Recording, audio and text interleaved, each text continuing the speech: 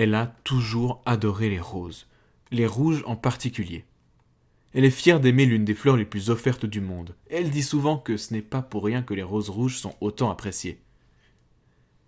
Si elle était là, elle vous parlerait de la profondeur de son rouge ou du velours de ses pétales. J'avais 30 ans lorsque je l'ai rencontrée.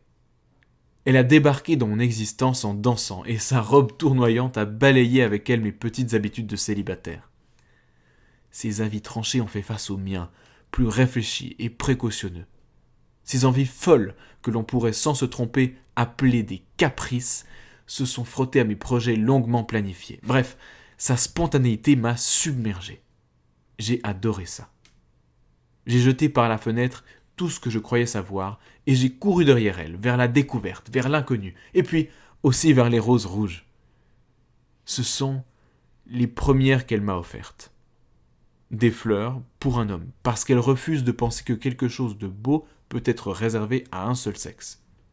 Au début, je trouvais ça bizarre, et puis je me suis surpris à attendre avec impatience de voir son sourire ravi dépassé d'un bouquet de fleurs colorées, qu'elle me tend toujours en disant « Elles sont pour toi », comme si c'étaient les fleurs qui l'avaient décidé, qu'elles avaient poussé, grandi, éclos uniquement pour mon plaisir, en sachant dès le départ qu'elles finiraient entre mes mains. Après tant d'années, je ne peux qu'être reconnaissant de toutes ces fleurs qui ont passé de tes bras aux miens, qui ont été les témoins de notre amour, qui ont embelli nos appartements, scellé nos promesses et réconcilié nos disputes. À quoi tu penses ? Sa voix me fait sortir de ma rêverie et je me lève pour la prendre dans mes bras. En partant, je me retourne vers le banc que je viens de quitter et qui m'a plongé dans mes souvenirs. Je souris.